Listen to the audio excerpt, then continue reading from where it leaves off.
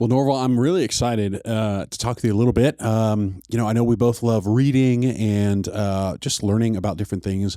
And not long ago, I was learning about a leader, Frederick Winslow Taylor.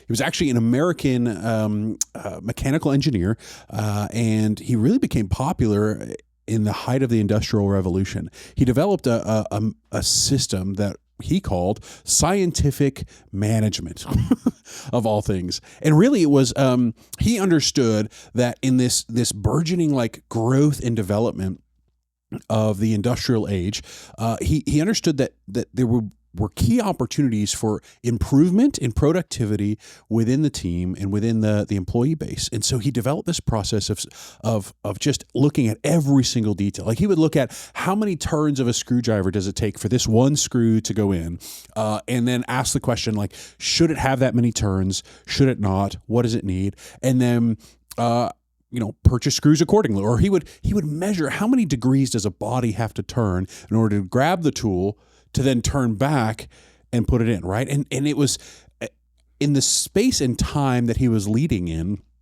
he was helping factories develop increasingly profitable and productive spaces and timelines. But as I look at the impact of Taylor today, I can't help but see that it seems that it's continued in this phrase that we often call like command and control styles of leadership. Leaders who are looking at the minutia of every single nook and cranny, or even looking at just levels of detail that are really outside of their ability to be the expert in the room, or beyond what's ultimately necessary.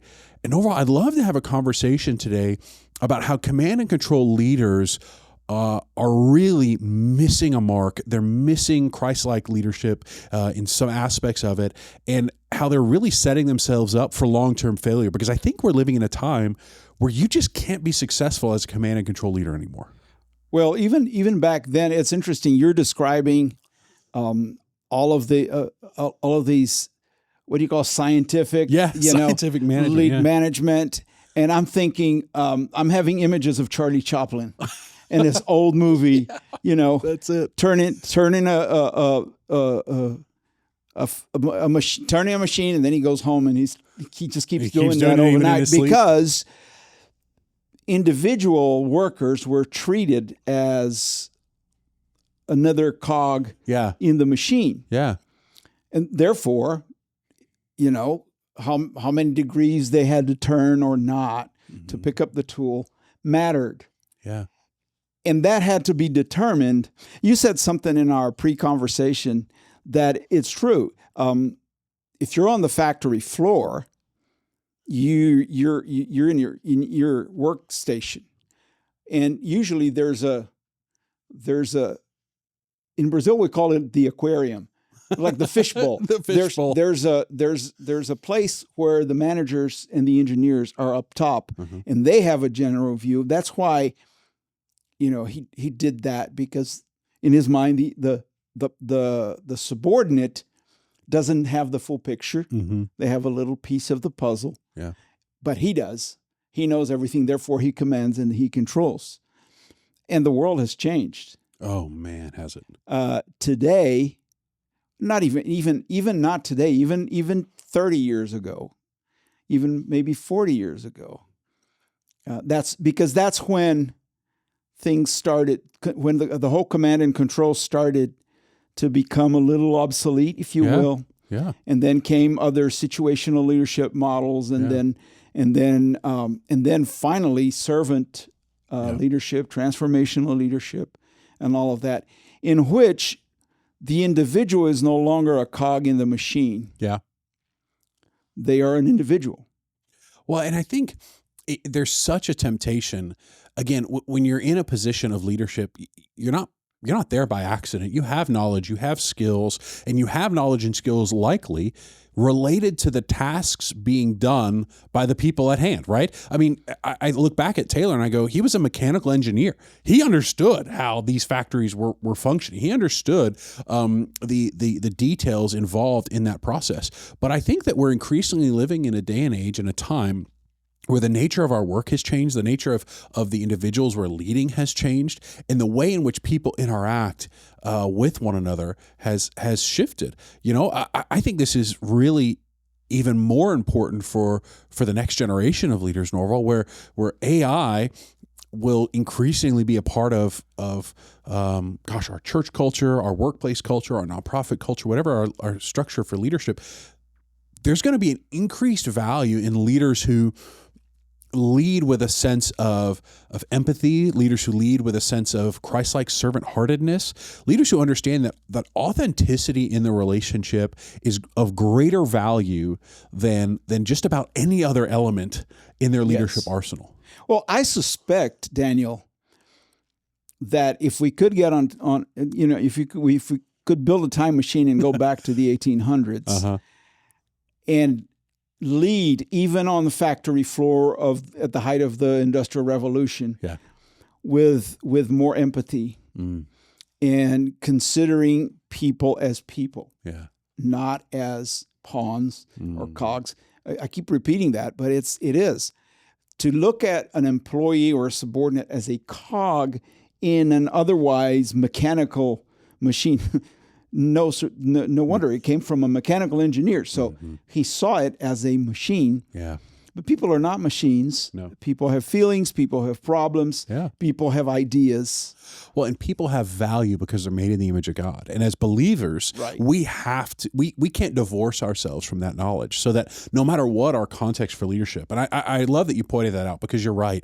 If we went back to the 1800s with a framework for empathetic leadership, really we could come at it and say, look, we're simply trying to practice the love, care, affection, attention that Jesus offers to people, because we follow in that way. We follow in that practice. Yeah, but even from a pure, let's say, productivity mentality, there are studies that show that an empathetic leadership is linked to higher productivity, better performance, and retention.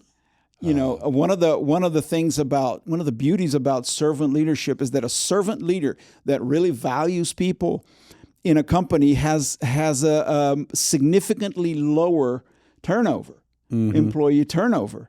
We're all familiar with the American quick service restaurants chain called Chick-fil-A.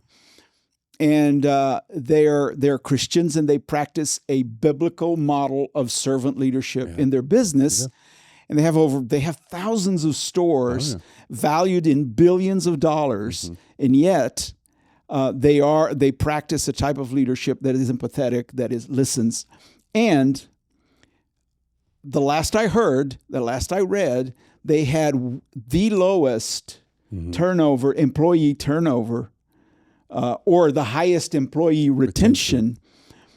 In the industry, in the restaurant industry, which is a volatile, people move back and forth, and they jump from restaurant to restaurant. They are able to maintain employees long term, for many reasons, but one of them being that empathetic leadership. Well, I think their example is so important and so valuable, because I have a background in hospitality and in managing restaurants, and I can attest. You worked at Chick-fil-A, didn't you? I did. I was a general manager with Chick-fil-A. But even before that, when I was with another restaurant company, we saw the incredible turnover. We lacked a lot of that retention, and so a lot of time, energy, and effort was expended trying to maintain those things. But that empathetic leadership that understands that they're a real person with a real story, on a real journey, and that we have the privilege to come alongside, serve, equip, and give meaningful opportunities for service, or meaningful opportunities to participate in the work of the body of Christ, or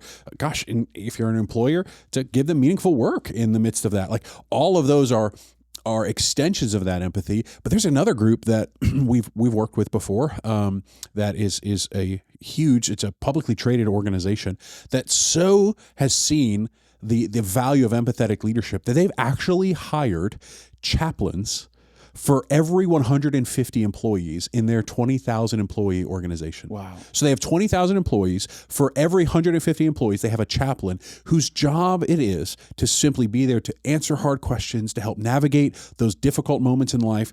And they have seen unbelievable transformation in their people, because whether that employee is a believer or not, they have somebody to go to when their kids are just going nuts, or their marriage is falling apart, or they just don't know how to have that hard conversation with their boss or their best friend, or they're struggling with addiction. They have somebody to go to. But all of this because a leader sat there understanding, wait a second, I can't be in a command and control structure. I want to be empathetic, and I want to reach out to the people that I'm leading, the people that I have influence over, with that kind of empathy and attitude. Norval, you did this in our pre-conversation. I think it'd be good. Help us unpack a little bit. What's the difference between like empathy or sympathy or pity? Like, walk us through that a little bit, because we've used this phrase now a couple times, and I don't want us to lose sight of what is empathy here. Well, it was an interesting continuum that I read in the Harvard Business Review that talks about you go from pity to compassion. Okay. In terms of how you respond to people in need. You talked about the chaplain being that person that is able to listen and have a conversation with the employees at moments of personal crises, right, that have nothing to do, a lot of times have nothing to do with the work. Right. But they affect the work. Without question. So, if my marriage is falling apart, my productivity is going to reflect it. Although a true servant leader is not serving because they want productivity. That's right. It's like a side effect. But it talked about 4 responses to people in need. Okay. The first one is pity. Okay. Pity. And pity says, "Oh man, I feel so sorry for what this person is going through," and you need to turn around and go away. So pity, I'm a definite outside observer. Outside, no involvement. Okay. Okay. I feel sorry for them. Right. Okay. Then the next one is sympathy. Okay. Sympathy comes before empathy, and sympathy is about, I feel sorry for them. Okay. But I still don't do anything. I'm sympathetic to their emotions, their feelings, their crises, their situation. Then empathy is, I feel with them. Okay. So empathy is very important, but it's also dangerous because it can weigh on you. And a lot of leaders suffered greatly after the pandemic because they were empathetic, and all of a sudden the weight of 20 or 40 or 100 employees that were going through health crisis, were losing relatives, were having to stay at home and not be able to work, or that we know that mental illness skyrocketed during and after COVID, and we still haven't recovered from it yet. And so all of that, pure empathy would still, and sometimes paralyzed because of the weight of it. And then the next response is compassion. And compassion says, what can I do for you? What can I do about it? So compassion is there's that shift to action.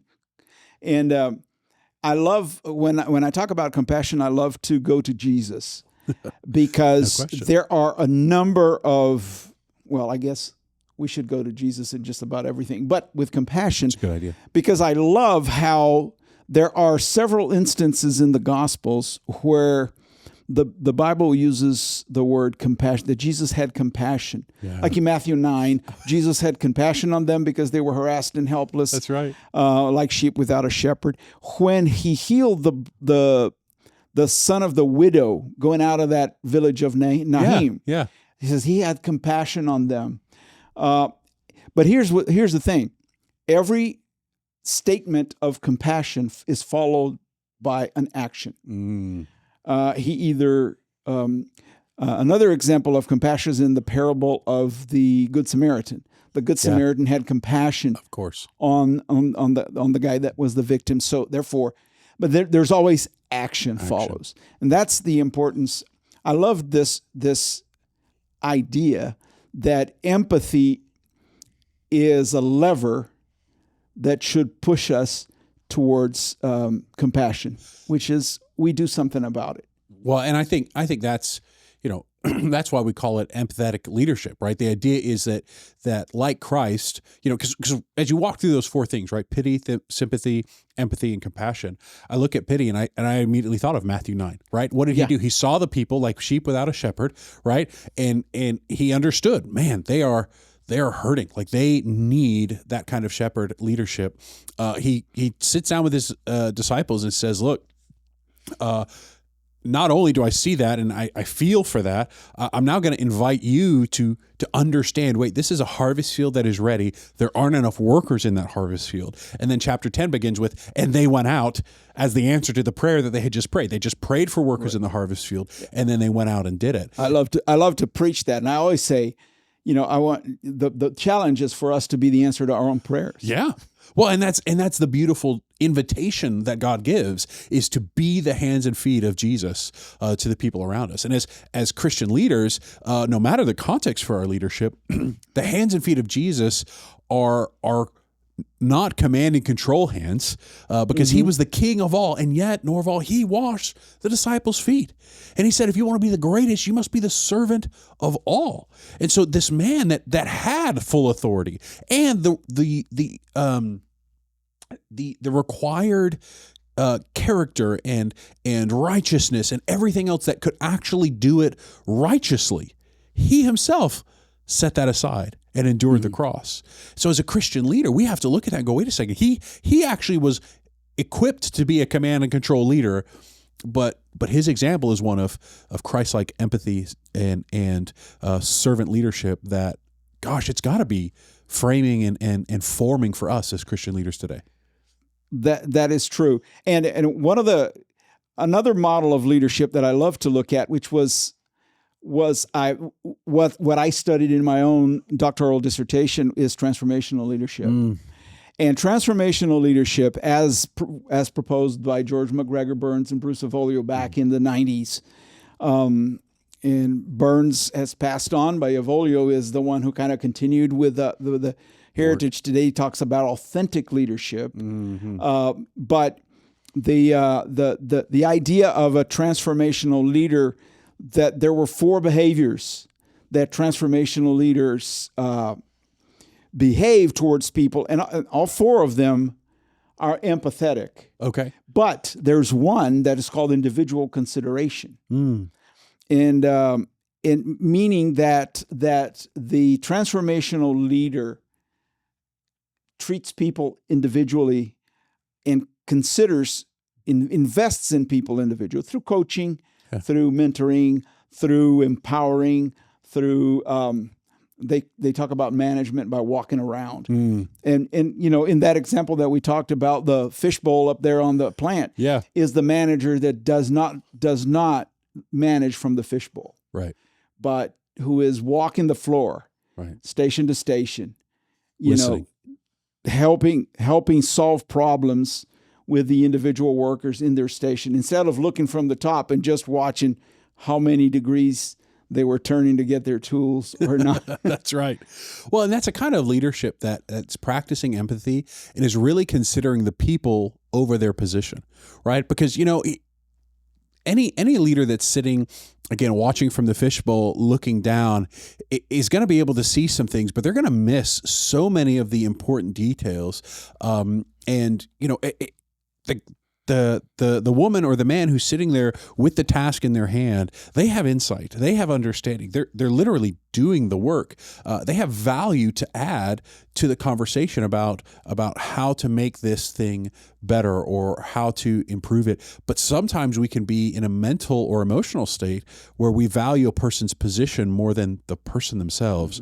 And so as empathetic leaders, we've got to be in a position to really again, individual consideration, understand the person, see the person, and give them not only opportunity but invitation to participate in the thinking. It's that funny statement that I've heard from Truett Cathy from Chick-fil-A again, but I don't know exactly where it comes from, but that when you hire labor, you hire the hand. You're paying for their hands. You get the brain for free. If you consider that person as an individual and you let them contribute ideas,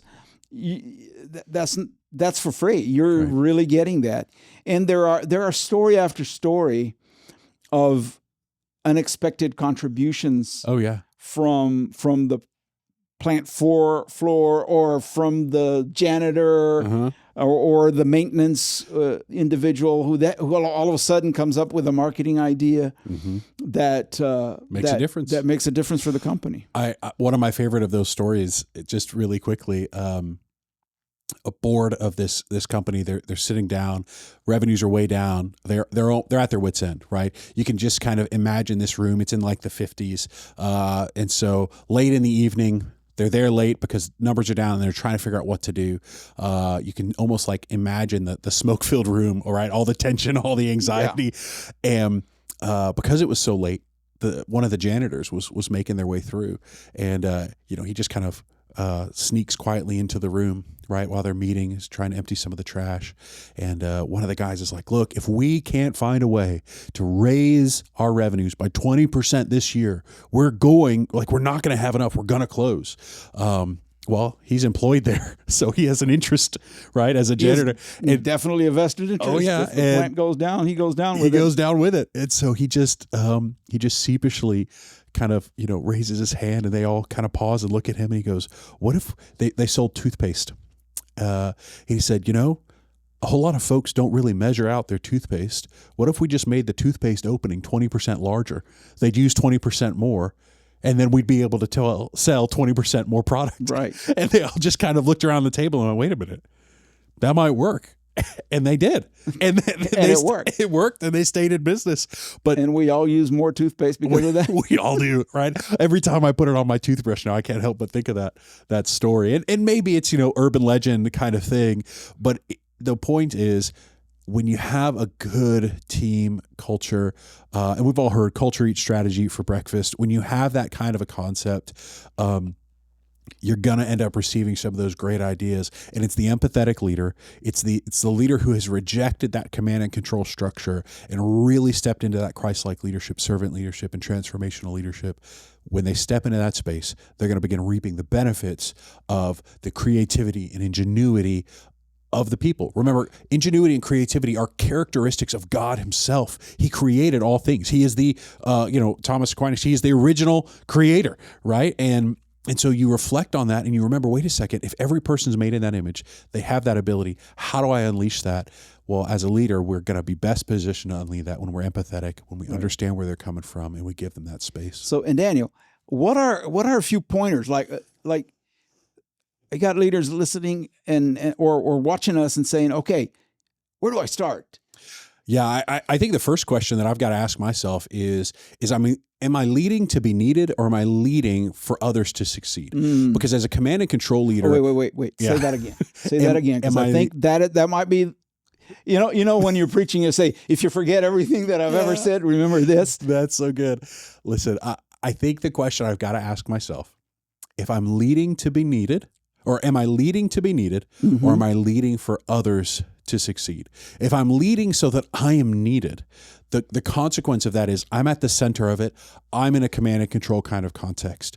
When I've delegated, when I've mobilized, when I have unleashed authority and responsibility together for the people, I'm actually enabling context for them to succeed. And then my job becomes not as the manager of all of the tasks, but rather as the breaker down of barriers that are preventing the individuals from accomplishing what they know they need to do and want to do. And you know what's interesting, Daniel, that I've observed in my leadership, every time I empower the people to be their best, I end up looking good. Because I'm the leader, and it's my department or it's my organization. And I didn't do it for that. Mhm. It's funny. If you try, not going to happen because you're going to be a command and control. The secret is not trying. Yeah. Is focusing on others. So what else then? So we're focused on the other. So what do we do?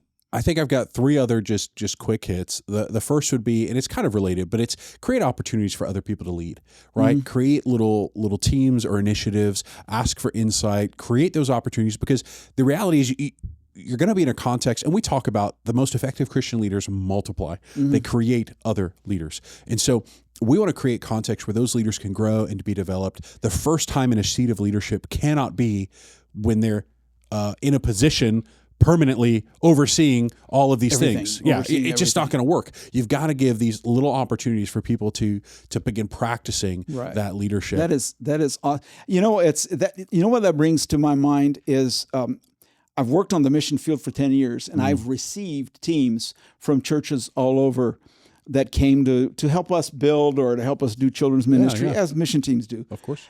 And it was very interesting, and it wasn't always, but in a lot of these teams, you had a lay person, somebody who was a member of the congregation, was appointed the leader of the team, and the pastor came. But the pastor was part of the team. He was not the team leader, and therefore the pastor was always under the leadership of that, allowing that person to lead over him or her, being the pastor.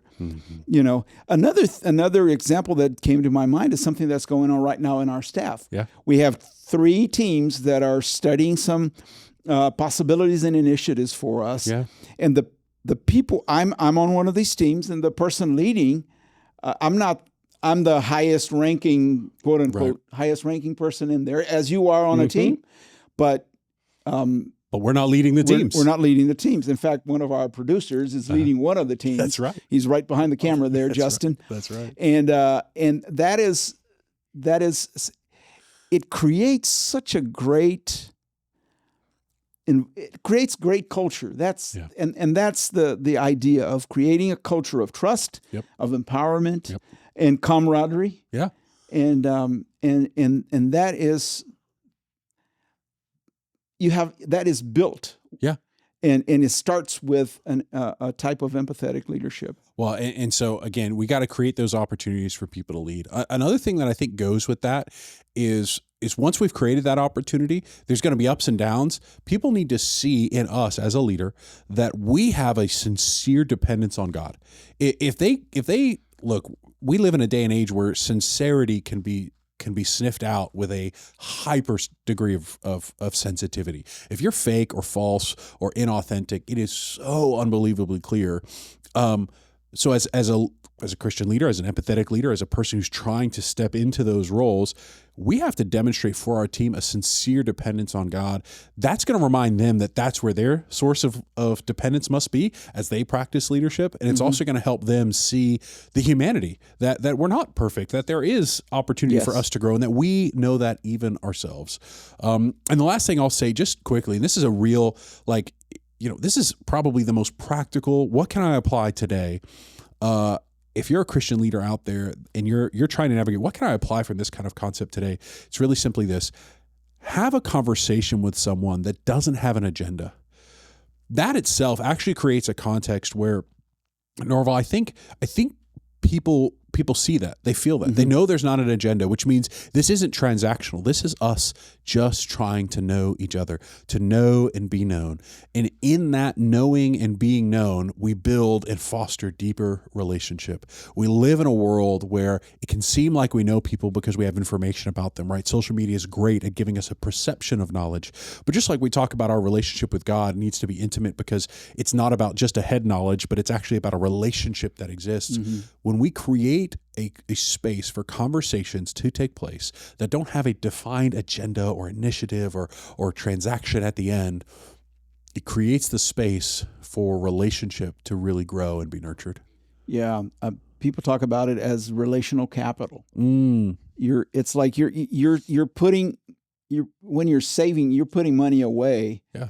That you might need one of these one day, or you might just, if you never need that which you saved, you're going to give it away, or you're going to let it your children inherit it. Mm-hmm. And so the same thing, you're building this social relational capital.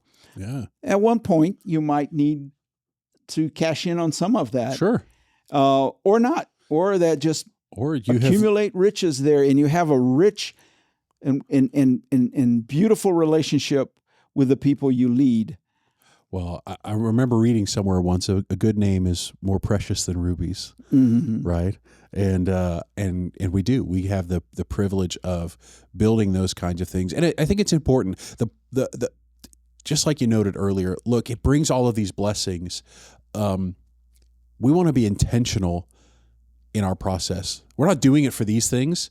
We want to be intentional to love and care for people. We're not doing it so that we can build up the capital to then, exchange it later because we know we're probably going to, fail here. We just want to, like Christ, love people and be intentional in the ways that we're doing that. Yeah. I think that's the kind of shift that empathetic leaders really need for today, and that really differentiated from what we see from Taylor in the 1880s, right? Definitely, yeah. That huge shift from command and control to empathetic leadership today. And I think that's the foundation for what leadership is required of in this moment. And Into the future. for the foreseeable future, for sure. And if I might add just two small things, practical things in this whole process. Please. One of them is the active listening, to practice active listening. Mm. And it's to listen. Put away devices, put away thoughts. You talked about how people can spot manipulation and fake. People can spot when you pretend to listen. Mm-hmm. And so practicing that ability to look into the eye and listen and engage, and ask questions. Yeah. And ask, and I've read somewhere this too. Don't ask one question. Always ask follow-up questions that can go deeper into the issues, into problems, and to things like that. So listen. It's interesting because it's almost like a circular. Mm-hmm. You listen, and then you ask questions, but then you have to listen again. Yeah. And hopefully keep asking questions.